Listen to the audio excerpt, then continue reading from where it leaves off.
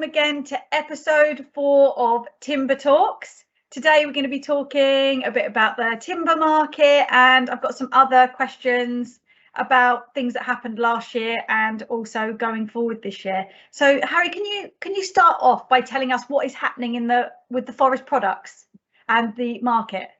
Yeah, so that's a really good starting point, Georgina, because really it's what's happening to the end products that drive what happens in the rest of the market.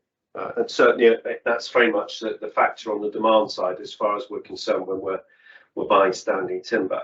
So we've really seen the market slow down for sawn timber since the latter end of last year, from perhaps September, October. It wasn't initially that apparent, but the market became saturated with imported product here. So we saw an awful lot of what we describe as landed stock of sawn material across the ports on the eastern side of Britain. And the result of that was the supply chain got completely chock full of finished product. So that's construction grade timber.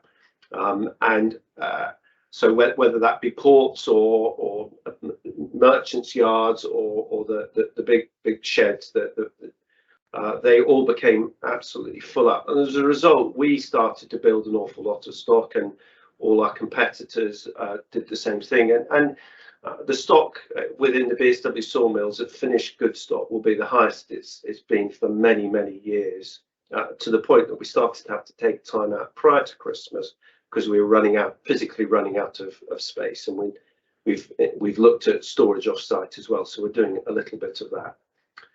So the result of that has meant that the whole sector has slowed down a bit, and prices have come back. So prices have perhaps dropped as much as 35% for some products in the spot market. So we've now largely seen that stabilize, and we're reasonably positive this year. I think we're going to see a very slow January, but coming into the spring, there's every reason to believe that the market will pick up, and we'll see demand stabilize going forward, and we'll experience our sort of standard spring, if there is such a thing.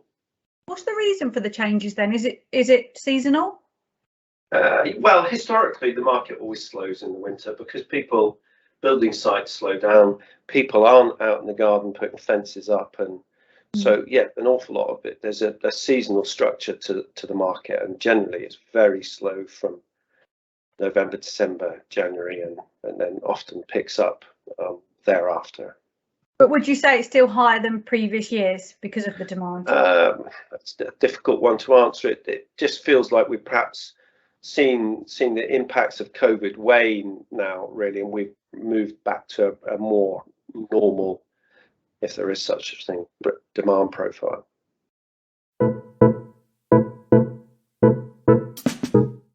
Harry, what are the implications of the storm that's just happened, the storm Arwen? Yeah, so that quite profound, not least here because one of the largest trees in the garden blew down. But that aside, yeah, we've seen quite a lot of damage both locally here in South Scotland, North England, but all across the east of Britain, from Aberdeenshire down to, I suppose, Yorkshire. We've seen really quite considerable volumes come down.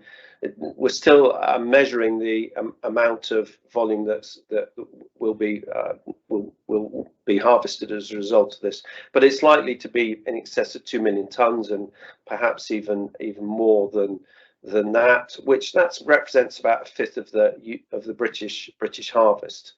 And so what we're starting to see is some of that product coming to market. We need to get on and clear that up as quickly as we can. Particularly the likes of pine and larch will degrade if we haven't harvested them by the middle of the year. So in those regions, we're likely to see an oversupply of material probably over the next 12 months, and we've seen prices for pine and larch logs certainly come back a bit, and indeed spruce logs fall a bit as well. I think wider than that, that's less likely to be an impact across the rest of the country. We're unlikely to see any impacts in the south of England and Wales, for example, or even on the west of Scotland, because there's not been much damage there.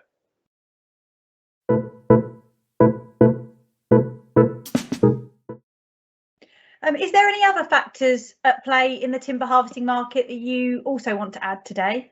Yeah, I suppose the other thing we should perhaps talk about is the North American market, where the traded price that is published daily, or there's an index there that's seeing really strong growth just recently, and that's shot up, not quite to the dizzy heights of where it was 12 months ago, but that's picked up, and the result of that is we're likely to see European product going across the Atlantic to fulfill that demand there, and the result of that is that perhaps be less product coming into Britain, so that we may see some upward movement in terms of sawn price as a result of that.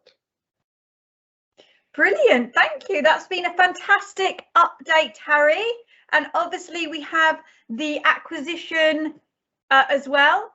The BSW. Yeah, so well, absolutely. How could we not talk about that? It was a very exciting bit of news, and obviously we've known about this for a few months, but to get it confirmed and the deal to finally go through just after New Year was very exciting, and I think it really is going to be a tremendous fillip for the business. As our chief executive said, it gives us stronger muscles, and he's absolutely right. There's a business that really understands sawmilling. They'll come in and build on the good stuff that we do here. And I'm just really excited about it. Yeah, me too. And this Timber Talks will have a new logo, so anyone watching this will see the new logo as well. Yes, indeed. Yeah. Which is exciting. Thank you very much, Harry. And that ends Timber Talks episode 4.